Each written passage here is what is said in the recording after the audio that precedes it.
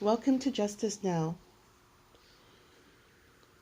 In our workplace mobbing series, for part 16, the discussion will be about social exclusion and how oftentimes social exclusion is even more harmful than the workplace harassment that targets undergo.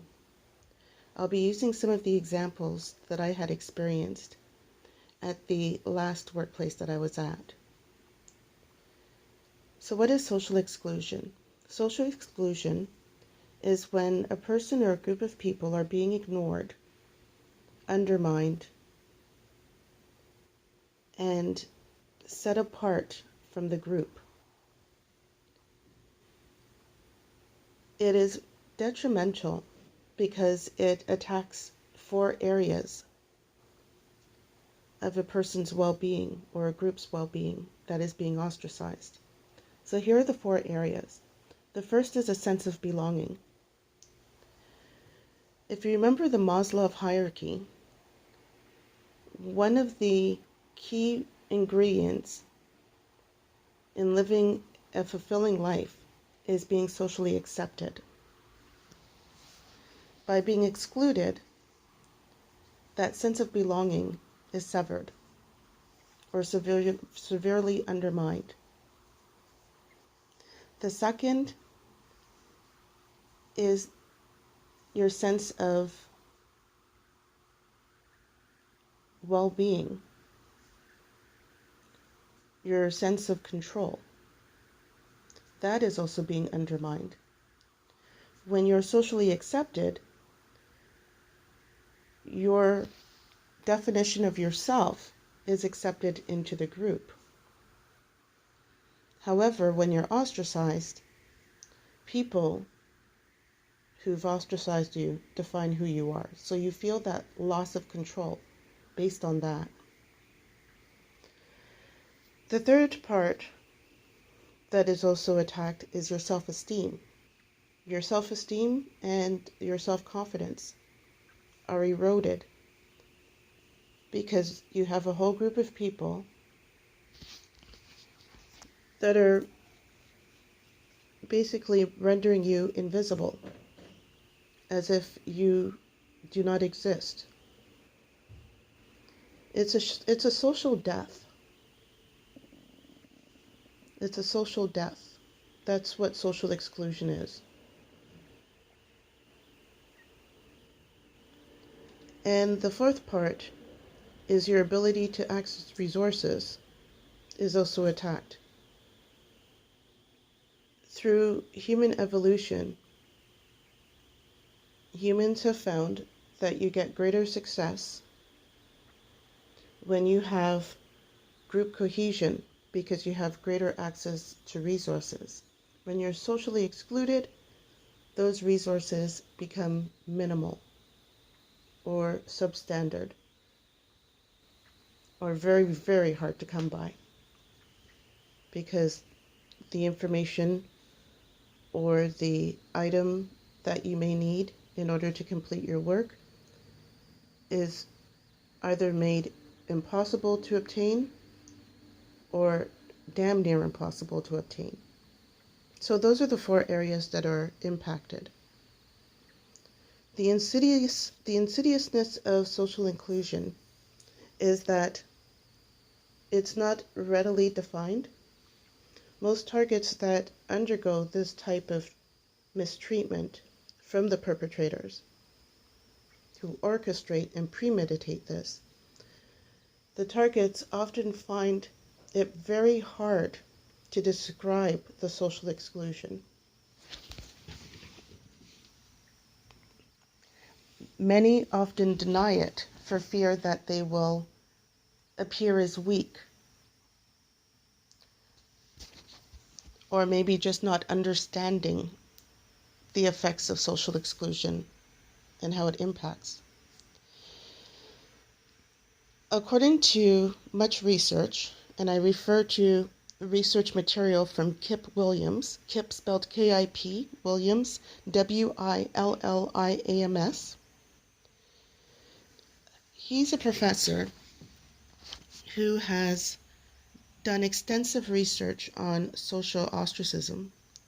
And in his studies, he had found that the area of the brain that identifies pain, physical pain, and I'm not talking about a small pain, this is the type of pain that you need to take ibuprofen or acetaminophen to help reduce, that area of the brain lights up when one is socially excluded. Why is this important? This is important because it harms. There's an actual physical harm to the target when they undergo through this. But it's a type of harm that is not readily acknowledged. And the way that the social exclusion is done is so subtle. It's not breaking any particular policy or procedure within the workplace. And it's done to ensure that the target knows they are not a part of the group. So that's why it makes it very hard for targets to try and identify times that they've been socially excluded. So here are some examples that I can lend that can help jog your memory as to times that you've been socially excluded. And it could be very well that you've been socially excluded for a very long time and just did not know it. So in my situation, when I would go up to a coworker and inquire about how to do a particular procedure to complete a task, rather than the coworker just letting me know what that procedure is, I was first advised that we work as a team here. Now, for me, at that time, I'm thinking, well, that's the expectation. We are a team. We're supposed to work as a team. But I see that there was subtle statement being said. Two statements were being said at once. The first is we work as a team. Sure, any person who doesn't know what's going on will listen to that statement and go, yeah, that is correct. We do work as a team. But when they make sure to let you know we work as a team, then the question comes, am I not part of the team? And I would notice this. This would occur several times. We work as a team. Yes, I understand we work as a team. So how do I get this procedure done? Well, it is a team effort, and because we work as a team, we do things as a team.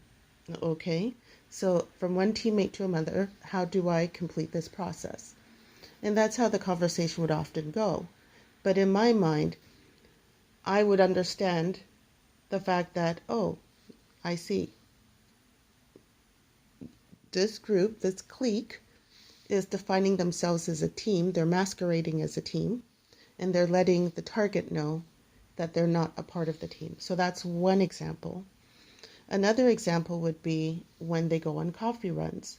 They would ask each other how they take their beverage. And then they would designate a person to go on a coffee run to get coffee, tea, what have you. But they would never ask me. And it's not the fact that, whether I would have taken them up on the offer. That's not the issue, because I know that for myself, I wouldn't have taken them up on the offer. I wouldn't trust them enough to handle any beverage to give me, because I knew that their intentions were not well-meaning. However, the act of not asking rendered me as invisible, as not worthy of being asked, as not being at the same level as the rest of the team. So that was another way of exclusion. Some other ways of exclusion is that you'll be talking to somebody, a colleague, say it be about weather or about the weekend, very light things. And then in mid-sentence, they turn and talk to somebody else. These are all examples of exclusions. They're very subtle, and it's very hard for the target to rationalize. And sometimes the target will end up internalizing, thinking, well, am I being hypervigilant? Am I making more than it needs to be? No, you're being socially excluded. It's important to recognize this. Up to 27% of the people who leave their jobs leave because of the social exclusion. I know one of the major reasons as to why I left the job was due to social exclusion. And that was in addition to the workplace harassment that was going on. So how do you deal with social exclusion? If your intent is to reintegrate back into the group, then it would be highly recommended to find people within the group in which you can create a connection with or reconnect with. Now, mind you, this process can be very difficult depending upon what the perpetrators have told them. It would be very hard to reconnect. And on top of that, on their end, there's that element of fear that they may be the next target as well. The other intent is to disassociate from the group. What does that mean?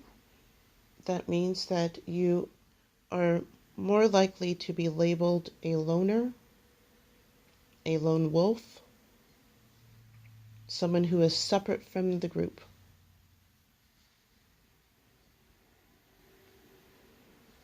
Once you've recognized that, again, work on your exit strategy,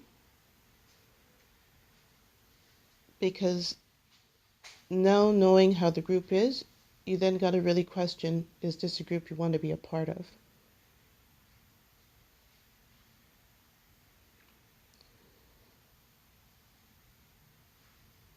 Words of wisdom is you want to be in a place where you feel comfortable. You can spend anywhere from 8 to 12 hours a day at your job. Your job shouldn't feel like it's a battlefield.